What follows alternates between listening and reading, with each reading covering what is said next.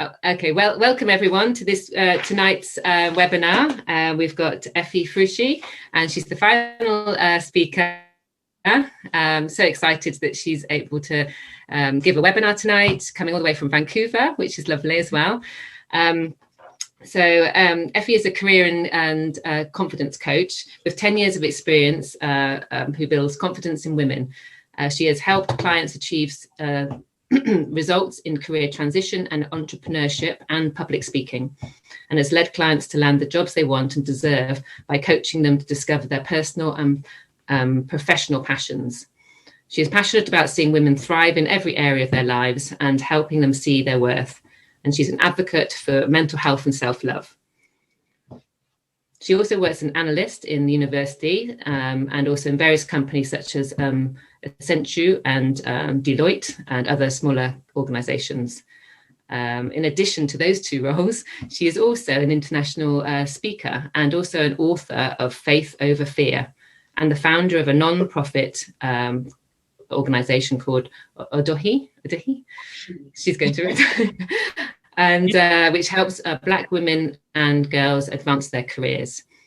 Efe graduated with an honours degree in bioscience from Oxford Brookes in 2015. Welcome, Efe. Thank you so much. So lovely you were able. Yeah, it's great to be able to connect up and talk to you tonight. Yes.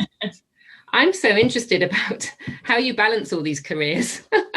I was reading your introduction and I was thinking, how do you do it? You know, you've got such a, is a busy life. How do you do it?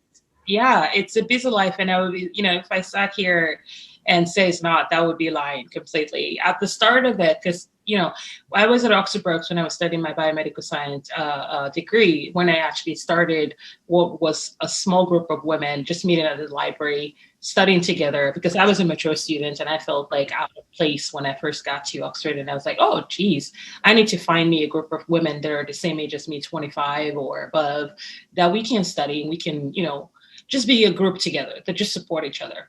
And that was where I noticed that, okay, this is turning out great. I put up a flyer at the library and it was like, hey, I'm a new mature student. I've just moved here from the US and I would love to actually meet other mature students who are also studying biomedical science. Meet me at the library at 3 p.m. People showed up. So I was really excited. I was shocked because I was like, nobody knows who I am. I'm just randomly posting this. Are people going to come? But I was grateful that they did. And from there, I even found friends that I have now that are very much close to me, friends that were at my wedding, friends that I've actually done different sort of events and carry on thriving through life with.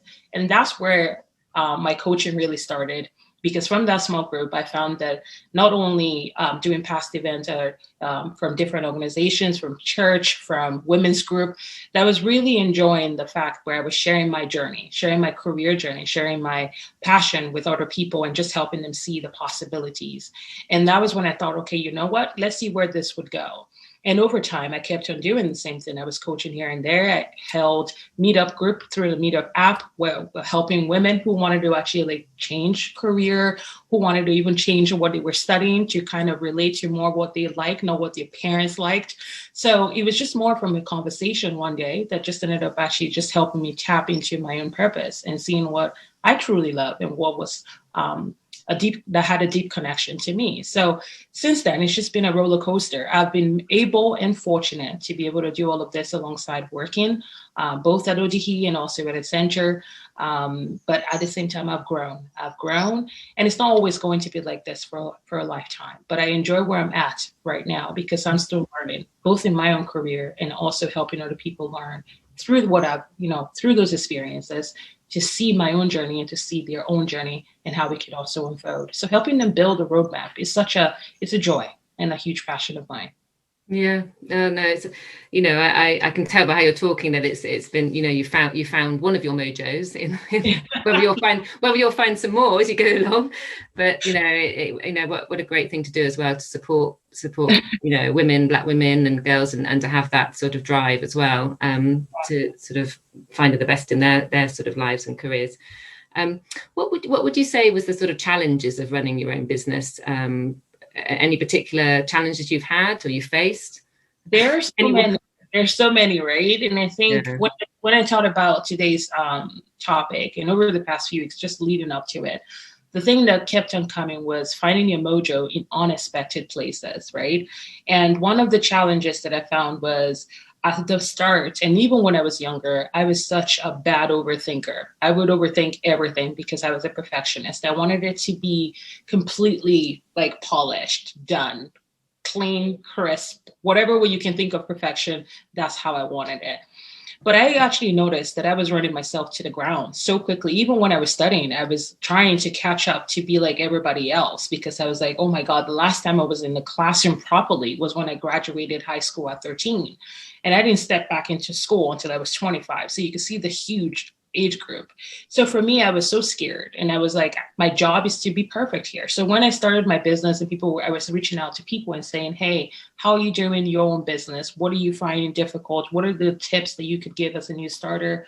A lot of them gave me some negative ones that I did not expect. Some people were generous and they really just went all out and told me what their mistakes was in the first year. But a lot of the things that really stood out that I kept as a motivation for me from those negatives were people telling me that, oh, I don't think you have enough experience to do this. I don't think people are going to buy your services. I don't think people are going to come to you for advice because you haven't lived.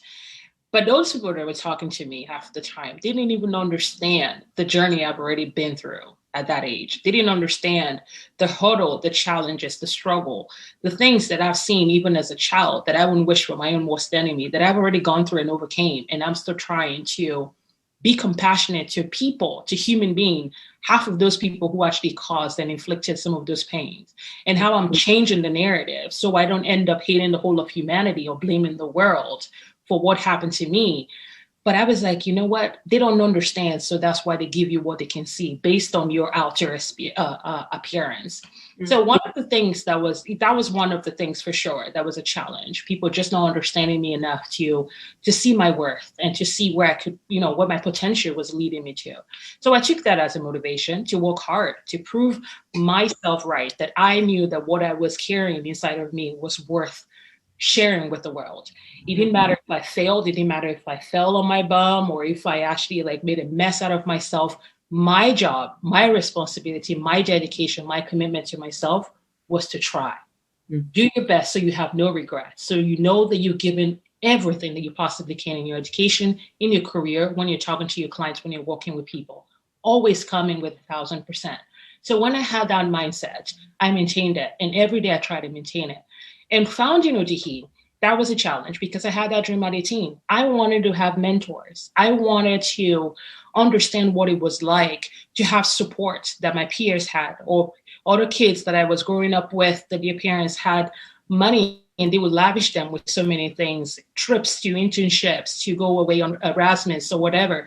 I couldn't do that because I had to help my mom, help my sister, pay rent, pay bill, do all these things that I wasn't supposed to be doing at my age. But it didn't stop me. I just saw them as motivation. There was days where I cried, I just let it just come out, right? Because you're frustrated with a human being. And I don't ignore those feelings. I accept them, but I don't dwell on them. But at the same time, I noticed that, that dream, Efe, you've had it for years. You wanted those sort of support. Why don't you create an environment where other Black girls and other Black women can come in and they can take what they need? From what you've actually gone through in life, you can tell them, hey, these are the possibilities. You can go to school without actually having any money or anything to your name.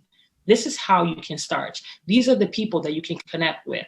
This is how you can build your network. This is how you can do an interview preparation. This is how you get your personal and professional branding to look nice so people know exactly who you are, what you're talking about. All these things I enjoyed dealing with. I enjoyed talking about. I enjoyed being creative about. And I noticed that all of that passion were in a piece of paper. So last year, with the whole COVID situation, I thought I'll start in January. Then I wasn't sure. I talked myself out of it. Then it was March. Everything was closed down. So I couldn't even move. I couldn't even travel. We were meant to be going to Nigeria, which is also my home country. And I was like, we can't do any of this. So I decided, you know what? Okay, I'll just let my procrastination take the best route here. And I just shut that book for a few more months until later on, coming to like about July, and I was like, well, we're not going to Africa. You're just going to sit here and let your dream, this dream, just go to waste. Mm-hmm. So I thought, no, let me start talking to my people. Through LinkedIn, I was reaching out to colleagues, people that I know that have actually passed through what are trips that are of solo traveling, anybody. That is everybody that I could think of. I was asking them and saying, hey, this is the dream I have. This is the plan, this is the goal. The business plan it's not all finished, but this is the concept. This is the mission, this is our value, and this is what we want to achieve and the impacts we want to make. Would you be a part of that? And people were just coming and saying, yes, we would love to do that. We'd love to do that. And for me, again, it was like putting all my fears out there and opening my heart out and not knowing what I was going to receive. So the challenges so far from that was just at the beginning, trying to find like team members that could be like the core team members, like administrative staff that could kind of actually help me balance everything. But so far, I'm so grateful that I have an amazing board members. I have an amazing leadership team. We are growing in numbers. We started off with just having 15 women and we're almost close to 100, and it's only June. And I'm so happy for that. And I just try to focus on those wins and not allow the disappointment to affect me, because I focus on the why of why I'm doing this. Why is it important for me to do this? Why did I start this mission? Why is it going to be important to them? What do I have to offer them? What am I going to give this women? How more can I actually make their life journey easier? How more can I do, or what more can I do, that can make their journey a little bit less strenuous, so they didn't have to go through what I went through, and they can have a seat at the table where they belong. They can have a conversation with people that don't disrespect them, and they can be seen. They can also see their own self-worth. So that's where we're at right now. But with my coaching, again, it's about balance. Mental health is important to me, and so is self-love, like you talked about. It's so important to take some time out. I've been on social media detox for the past month, and I love it because I've just been off the grid. I love that because then my creativity just flows. And that's where I've been finding my own mojo in unexpected places. I went out on Friday last week and I learned how to cycle. My husband pushed me out and he was like, you got to do it. He went downtown. He rented me a bike. He said, let's do it. We're going to cycle around the seawall of Stanley Park. You should Google it. Seawall, Stanley Park. It is long. It is beautiful. It's just around the water. I was scared because, one, I don't like to cycle. Number two, because I feel like there's no covers like a car. So there's cars, trucks, bicycle, everybody coming, mothers pushing their cute little adorable angels. I'm there. I don't want to hurt them. But I got on that bike with my saw bottom at the end of it, and I did it. And on Saturday, I did it again. And on Sunday, I was going off with my husband to buy a bicycle. And at that moment, I realized that, hey, half of the time, all these things that I was afraid of, I do have some sort of control over. And while I was doing that, I was thinking about Odihi. I was thinking about my business and thinking about ways that I can, again, try to incorporate this new push that I'm doing to myself right now, this little research. How can I also push my clients to take a little bit of a deeper look into themselves and see where there's room for improvement, where there's room for nourishment and room for growth? So I've just been taking that detox, focusing on what more there could be, and just making sure that I celebrate my wins every single day as possibly can, because sometimes we forget how much we've accomplished and we only see the disappointment. And it's also okay to just change the whole thing, to focus on what it is right now, you in this present moment. And then that's where everything else starts coming undone. Yeah, wow. So you've got, so you've, there's a question I think you've already answered it about your inspiration for setting up the platform. So it's about giving, obviously, women opportunities. Giving back, because I didn't have a mentor. I didn't have a mentor when I was in high school. It was really hard. The closest person I could remember talking to was my French my music teacher, who taught us in French. And that's also where I kind of fell in love with French. By the time we moved to Belgium, I was already like, okay, I'm good. I was speaking, I was fluent, I was learning Dutch and just adding to the, my vocabulary. But at the same time, I wanted to create an environment where I felt like Black women can be seen in a workplace. Because when we started, there was zero CEO, Black women CEO, when Odihi launched in this January 16th, there was 0. And now we have about 2.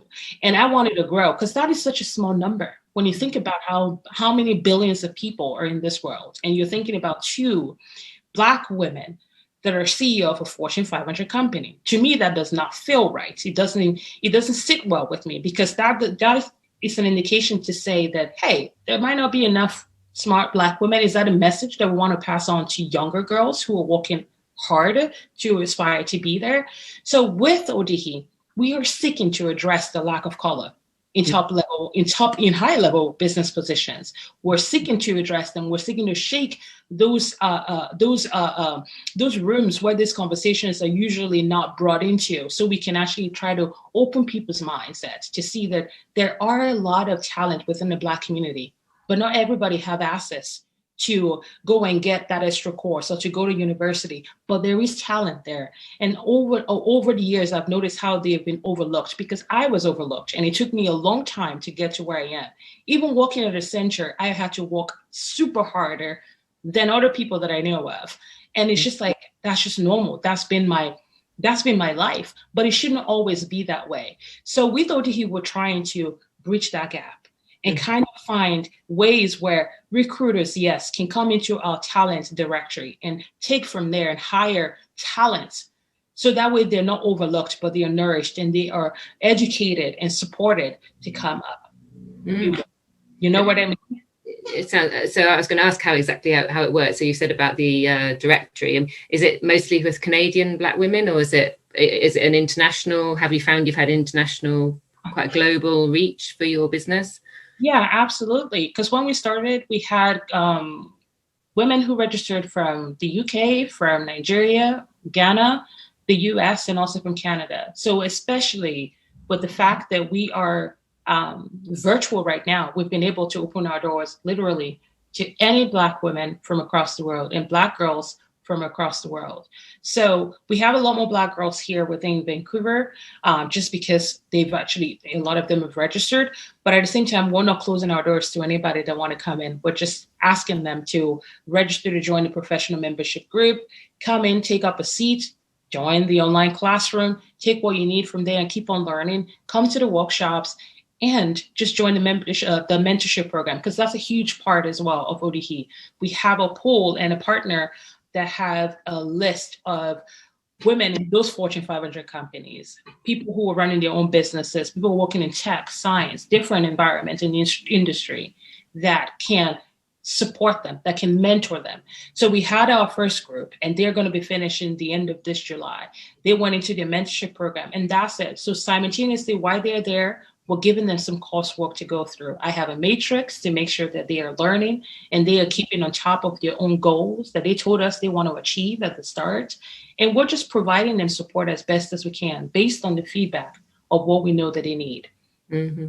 No, that sounds great. I mean, and how I mean, it's like you're saying, from 15 to 100, it's really, you've got quite a big reach, and it's already quite established, isn't it? For quite in a short time. So it's great.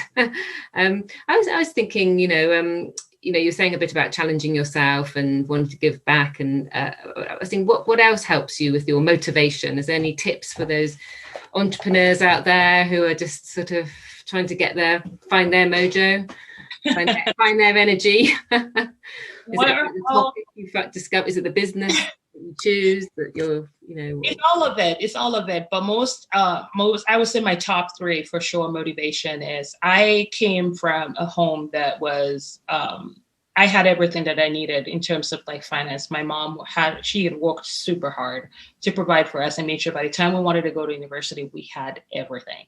But all of that, of course, was taken away. We lost the whole money and we had to learn. So for me, understanding what it is to be broke, and understanding what it is to be homeless, and understanding what it is to beg for things that you deserve so freely is my motivation. I don't want to go back there. I don't want to take my family back there. I don't want to take my future children back there. So that, of course, is making sure that I can live within my means and be able to still give back from that to other people that I know in my family or in my community. that will need that helping hand. So I do it for me because there's a lot of mouths and responsibility and people that I care for that I have to take care of. So that's one motivation. The second one is because Odihi is more than a dream. It's more than my legacy. It's the legacy of the women that are coming as well. I want them to be able to come back and give back to that same community and be the people that facilitates training, become mentors themselves, host events where they can be speakers, and talk to other Black women about their journey at Odihi and what they have learned through that process and throughout life. So come back and continue to pass that knowledge forward. So that's number two. And then my third motivation for sure is just knowing that I've been given this gift and it is my responsibility, like I said, to do as much as I can with it, because I'm not always going to be in this world. And I don't know where he's going to go, but all I can envision at this very moment is just going to do something great. And for me, I want to try and do that. And I want to empower my staff. I want to empower my team members to be able to carry on that same mindset. So it's to utilize my God-given gift to the best of my knowledge. So that way I continue to live a life without regrets, knowing that I did everything that I was supposed to do because this is what I was created for. And that's the same with my clients, to make sure that I give them the best that I could possibly give them and make sure that they see their own worth and they find their own place in this unique world that fits well with them, that makes them feel alive, that makes them feel fulfilled, that makes them feel like they've tapped into their own purpose and feel satisfied at the end goal or whatever it is that we're working towards. So that for me is my motivation. And every time I do that, and every time I read a feedback, whether bad or good, they're learning curves for me to do better. And also a celebration for me to know that I'm still on track as to why I started all of this and where we're all going together. That sounds great. I mean, you obviously put a lot in, and you'll get a lot back as well, putting a lot in that you do, and the future is really your legacy, isn't it, of how it'll go supporting Black women and girls. I wonder, what is there a sort of bigger picture for the platform? Is there something that you're working towards with it, or is it just literally just continuing with the giving back, or is there certain other things you'd like to develop with it? Yeah, there's so many things that I want to do. So of course, after COVID, we do want to go back and explore that same trip to different parts of Africa, support different local organizations that are, again, passionate about making education accessible, right? And want to do that same trip to Nigeria, to Kenya, to South Africa. But right now, what we're actually focused on, we're also launching this fall, Changing the Color of the Boardroom, which is focused on women aged 25 to 30 years old who are passionate about becoming their own CEOs, working in a company, Fortune 500 company, or high level position, managing director, a board, whatever that might look like to them. But it's all focused on high level business positions. So what we're doing with this program is going to run for 3 months, and we're going to be doing this twice every year. So fall and spring, and it's going to be 3 months and bi-weekly. So they would have like 6 different events, speakers, hosts, all going around and just talking to them about things that matters to them. So from financial literacy, from leadership skills, personal and professional branding, then we tap into the industry SMEs. So we're inviting people who are in the tech industry, beauty and fashion, who are in science, who are in creativity. So whatever it is, we're just always going to shift the speakers for every industry to make sure that we're finding key people to come in and still keep that curriculum alive, and making sure that the feedback that we're receiving of who they want us to bring, that we're providing them those speakers, we're providing them with those workshops, because the intent there is not only to just come in and take, but it's for them to know how to build their own self up, do the work that is required. So that way, when they start applying for this job, or when the position presents itself, they're not shy, but they're confidently applying for it. And because they know they're ready. they have everything they need, from the cover letter to the resume to the skills that those jobs are asking for, that they are supported and they have those resources and know where to get it from. And on top of that, we're also taking their resume and adding that to the Odihi talent directory. So companies that are looking to hire and expand that diversity and inclusion and put their, their money where their mouth is, can also come to us and recruit from those talents and be able to add them to their own program. They have access to the mentorship program as well. So if they want to have a mentor after that 3 months program to work with them and really fine tune, comb everything, they would also have that support. So whether or not they're with us for 2 months or for 3 months, our doors are always going to be open to them for life. It's up to them to come in and take what they need and let us know how we can support them. And we will be there to provide them, or at least find those support. And the final part is we always end every session with a psychotherapist or a mental health meditation or yoga coach that comes in and run a self-reflection and self-awareness sort of session for us and a moment of healing. So that way, things that they may not necessarily be comfortable talking at home with their family, that's a safe space where they can share it and talk about it, or things they've experienced in their career or in their job, and they can just let go of that heavy burden that they've been carrying and be able to really focus on what is ahead. Yeah, brilliant. I mean, that sounds like you're doing an excellent job, and that sort of full rounded, support, not just from the mentoring, but from the, the webinars and the giving back and the support with psychotherapy as well. I mean, it's a whole package, isn't it? So it's obviously been carefully thought out. That sounds great. So going back to you, I had a question around creativity, and you obviously, you're doing loads in your life, and and how do you get those ideas? How do you keep on with this creativity? Is it just a sort of being an open conversation with people, or how do you get to your the course you're describing now? It's all multifaceted, isn't it? You've really thought through what support people need. So I was just wondering how you get to that point where you can launch that and develop it to that point. How have you done it? To be honest with you, there is no straight road to doing any of this. My creativity comes from my pain. It comes from my joy. It comes from exploring. It comes from going outside. It comes from talking to people. It comes from researching. It comes from reading. It comes from everything that I do that makes me me. So if I pick up a book, I've been reading a dear friend of mine's book, Saga Boy, and I've been reading about his life and how he overcame, life in Trinidad and moved to Canada when he was such a young boy.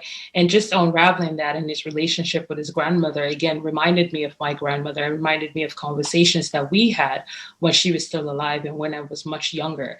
And all of that, it plays into a factor of, for example, with my career coaching, I focus more on what would I want someone to know that I also wanted to know when I was that age, right? And the world is changing. It's no longer what it once was. And now we're in this moment. What more can I do? How can I improve? So I make sure that I love research and take that. And maybe because of my years being a scientist, I don't know, but I'm always either doing research on myself or with my family and getting them involved. But I love exploring other ideas. And if it doesn't work out, it doesn't work out. So with my career coaching, I focus a lot more on interviewing, because there's been so many people that I've had to do interview preparation for, as well as presenting and public speaking. So I understand that fear because I was once in that position. I overcame it by actually putting myself in a position of uncomfortability to get comfortable and build my confidence. So I pushed them out of that mindset and say, hey, this is what we're going to do. It's going to be 4 weeks. I'm going to push every single button that there is to push. If it's uncomfortable, let me know. But this is your chance to show yourself what you've got. Don't do it for me, but do it for you, because you came to me to help you be a speaker, to speak confidently at work whenever you're presenting. Let's get there. Let's talk about things that you're passionate about. So that way when you're presenting, you don't feel robotic and you don't feel scripted. You're talking from a place of deep understanding from deep within you, and you're just letting it flow, because it's like reciting a poem that you've been dying to get the world to hear, right? So it's trying to use things that I feel that they know based on the part that things that they love in their own life, things that they've told me they crave or they want to know more, or things that they want to try. So I try to make everything into one and then create that roadmap and that steps for them and say, hey, let's try this. And if it doesn't work, we'll come back into the drawing board and do something different. But ultimately, it's first of all asking myself, as the customer, as my own client, and going, what would you benefit if you do this? If you try exhibit A or B, would it work? Is it also just because you're doing it and you're not being self-aware as to how your emotions are involved? Do you need to get a third party? That's when I ask strangers. I even ask friends on my LinkedIn page and say, hey, I'm trying a new program. Can I actually try it out on a couple of you guys? Are you free for a Zoom call? So we have those conversations. They give me the feedback and I see what works, see what doesn't work, and put it out there. And again, with my clients, I always get feedback because I want to know how I'm doing. It's the same thing with Odihi.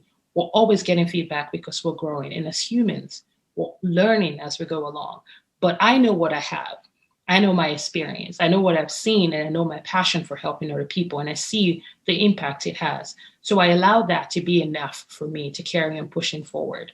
But most of the time, it's just writing things. And it's like I said, going outside on my bike, I get creative. I've been so creative over the past few weeks. I've created contents that God, they're just pouring out of me.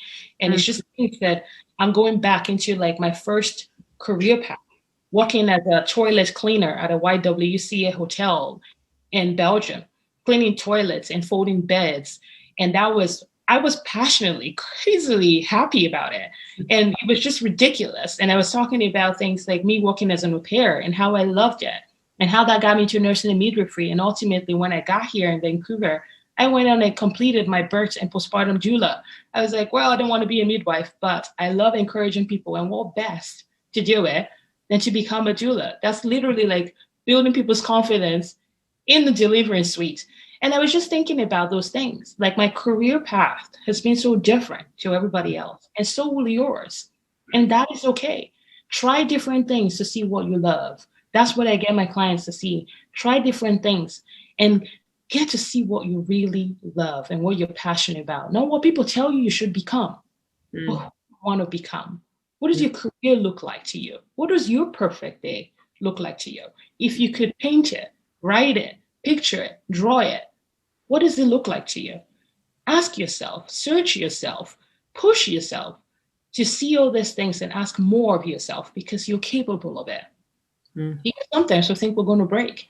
But guess what? Just at the very tip, when you think you can't handle anymore, that's when I always find a lot of creativity just come out, because you finally allow yourself to be pushed to the very max. And then everything just flows out of you. And if it doesn't, take time out. Take time out from social media. Take time out from negative things. Set boundaries with people who are always sucking the life out of you. And make sure that you're in a place where you can practically hear yourself think and you're not over-exhausting who you are, your mindset, your body, everything. It's not overworked. Or you're able to breathe, stop, enjoy the life, smell the roses, go out for a walk, put your hands in your pockets, have a nice cup of tea on your patio or balcony if you have one, and just talk to people as well. Have a great conversation, a thought-provoking conversation, and allow yourself to explore different possibilities and new avenues. That's where my creativity comes from. Every day, going to the shop, buying a bucket of milk, a box of milk, or a tin of kidney beans. It comes up anywhere because I allow myself to be open to anything. And that's what I try. Yeah. Yeah, like you say, just openness, open to new experiences. And I suppose that there's that a level of you want different things at different times of your life, maybe as well. Different things suit. Because I was going to ask a bit about your science background, but you've talked a bit about it there, how it set you up and how it's helped what you're doing now. You mentioned that probably the analytical skills have been useful in what you do now. Yeah. So I take all of it. I take all the experience. I take all the knowledge. I take everything that I've learned from every single job. Even when I was a chef, I take all of it into account to make myself better in my career and also better in my business. So it's so important not to overlook all those things that made you who you are, because who I once was then is not the same person I am now. But there are amazing things from back then that I can draw into this woman now that still very much is valid. And it's so important to look back at your past and even write them down to see what all your goals you've accomplished and all these things that you've done, because reminding yourself of that, again, opens you up to new adventures, to new way of thinking, and to see, hey, it may have worked in the 90s or in 2002 or 2006. Maybe I can try and see if it's still going to work in 2021, because why not? It's a different time. It's a different era. Maybe there's some things that might just click. So it's always trying something and just being so silly. And having that. Yeah. Yeah. Not be too serious. Don't be too serious. Take it from someone who is always serious. Just let yourself live, and just let yourself enjoy life and enjoy this moment, because you only have one. If you make the best out of it, it's going to be more than enough. And that's the key. That's the key thing. Oh, that's lovely. That's I mean, you've it's a passionate, a passionate story where you're talking, and I think it's inspirational for everybody, not just entrepreneurs. So thinking about career and where you're going, making the most of your time, and reflecting on what you have achieved as well, instead of just always jumping to the next thing. I think that's a valid point as well. Really, absolutely really wonderful to hear you talk. Oh, so we've got a few questions for you here. I was just thinking maybe we should have a look at some of the questions that have come through, because I think we've gone through all our discussion points that we were talking about, and you've given me and the audience a great overview of what you do and your passion for life and your careers, and it's been really interesting. I was just having a little look at. We did have a question here. Anyone else has got a question in the audience, just pop it in the chat or the Q&A section, and we can go through a few of them with Efe now. We've got Thomas. He's based in Henley, in the UK, and he said, "What's your why? And how do you encourage the why in others, Black women and equally and young youth? I'm working with many young Black children from mixed backgrounds. I'm a white Irish therapist and being challenged to gain trust and empathy." That's an interesting one. That's a very interesting question, and I applaud you for asking that, because it's not easy to come out with your own truths. Well done for doing your part to want to know more and to want to help more the Black community, should I say. But one thing to grow trust, or to gain your trust and empathy, is simply time. It's simply time. And on top of that, you got to be yourself. And you also have to come from a place of honesty. And you have to open that door for them to see why they should trust you. Because it's a two-way street. Take it from someone who never trusted therapists, counselors,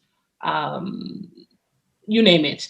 I didn't want to talk to them about my problems. I didn't want to talk to them about what was happening at home because of one bad experience. I had one bad experience as a 15-year-old, and that was it. I was like, everybody was a therapist. I'm done. I am done. I don't care what you do. I don't care your PhD. I'm done.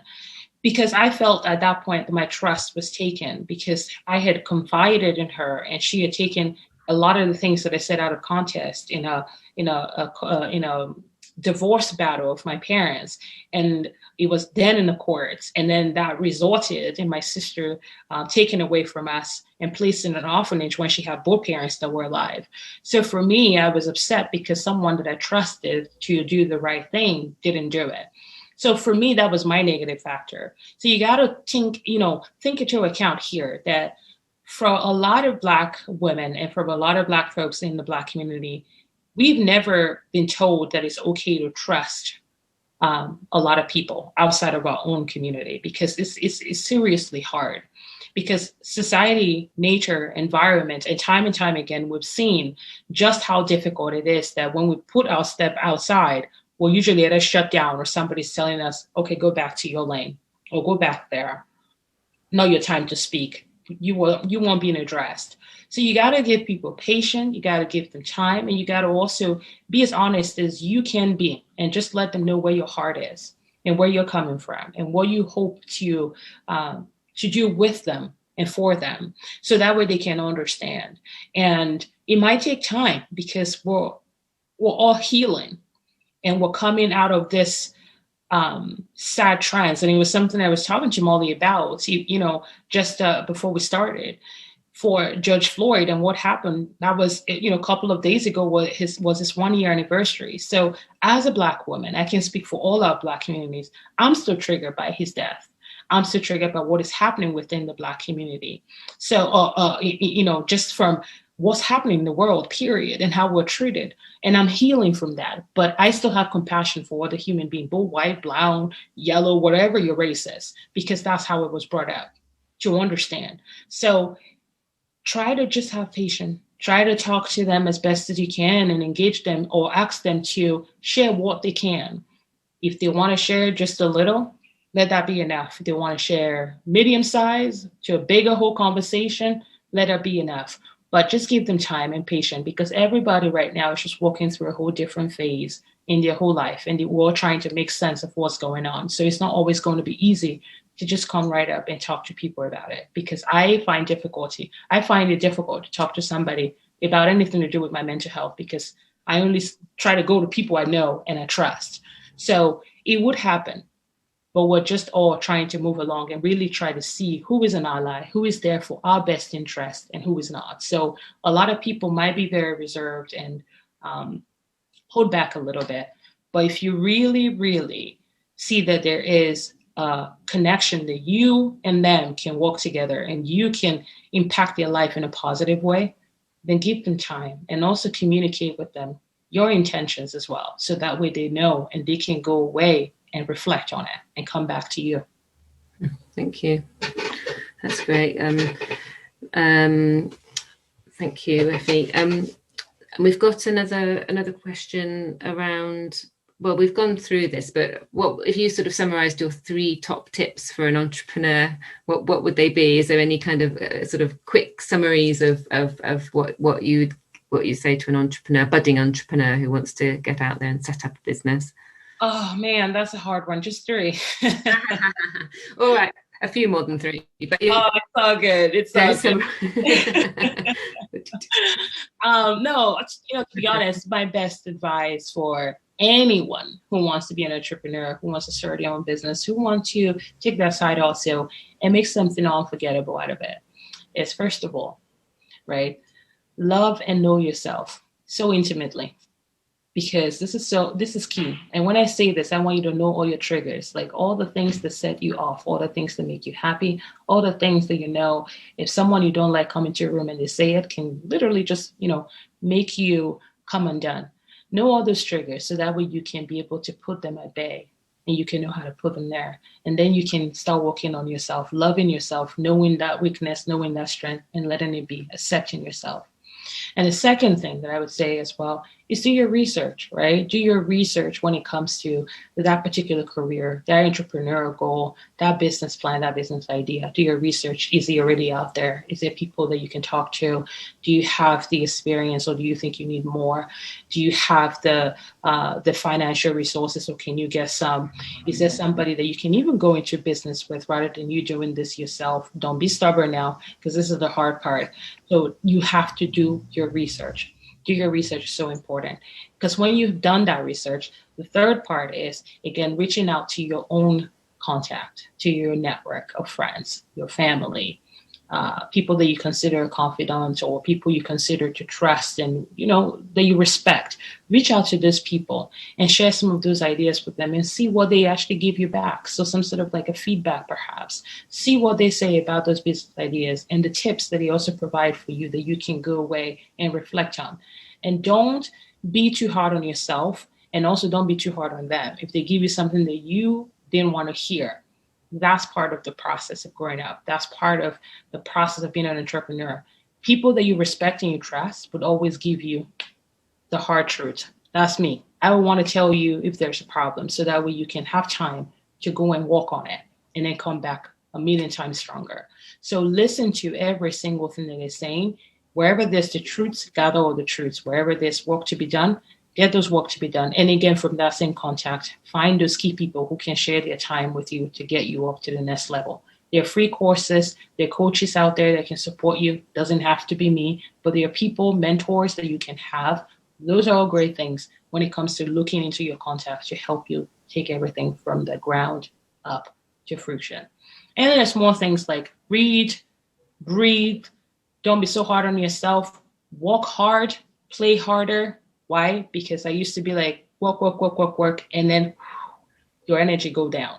You eventually burn yourself out. Not a good idea, not a good way to start. And finally, when you get to that level, and even if you have now established everything and you're still in the process of unraveling your entrepreneurial, your business plan, be sure to outsource things. If you don't know it, don't spend 3 days wasting your time trying to figure it out yourself. Fiverr is there. They're all there internet that I can't think of right now that can help you do all these things for little prices. So that way you don't break the bank, but you also don't waste time doing something that is outside of your niche. Okay. So focus on your niche, focus on your thing and outsource it and get help where you know you can. So that way everything is balanced. Right. And if you have any more questions, I'm always here. Thank you. That's great. I mean, so much brilliant advice, and it's been a lovely, very interesting evening, Efe, and I've definitely absorbed loads, and the audience have been all interested, and I thank you for sharing your story, so I can say, and all the tips and advice you've given us all. Tonight is being recorded, so we will be able to send the recording around for people who weren't able to make it. So that's also something we can do. And Efe, if I just share your details. Here we go.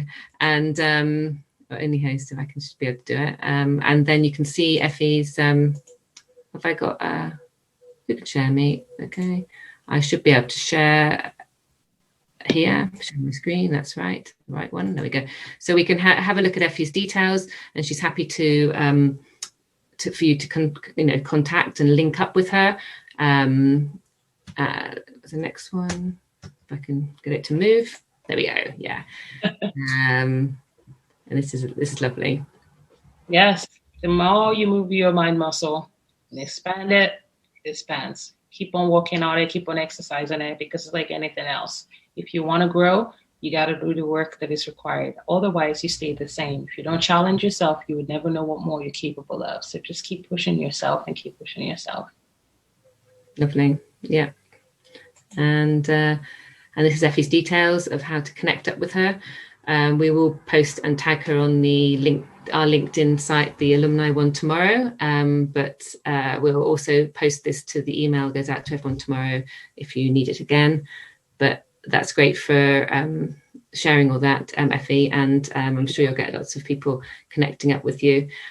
Yeah. Yeah, reach out to us, Odihi, reach out to us in any way we can help you up there. If you have cousins, sisters, friends who are looking for a safe space to learn, to continue to grow, mentorship, wherever they are, let us know how we can support them. My email's there, my website, my team are putting together right now, because again, from that creativity, we've gone a whole 360 and we're just creating a whole new platform where people can be able to book in a session to get support with LinkedIn services, interview preparation, resume writing, presentation, 3 months coaching packages, and my 6 months coaching packages. Everything is going to be on my website, so it's easy, more accessible for people to be able to book into my calendar. So, whatever you need, I'm always accessible via email or by LinkedIn as well, until I return back to social media. Thank you very much. Well, it's been great, and thank you for giving your time. And finally, we've met each other, which has been lovely too. And look forward to working more with you, and connecting up over the years to come. I'm sure you'll keep in contact about how it's all going. For the audience, we have one more webinar. Well, this is the final in our inspirational journey, so great to end on a high like this. We've got one more chapter event on the 7th of June, which I'll also post to the email tomorrow, which is around volunteering and being a good neighbour. So that's quite a nice, a lovely sort of giving back piece as well on the 7th of June. And so, but yeah, it's been great. Lovely to finish with you, Efe. And I will look forward to connecting with you in the future with our alumni community. Yes, thank you so much, Molly, for asking, for allowing me to share with you and the audience. So thank you guys so much for being here. And Antonia, if I pronounced your name, God bless you too. And I hope you guys have a wonderful rest of your week and evening. Thank you. Thank you. Bye for now. Bye.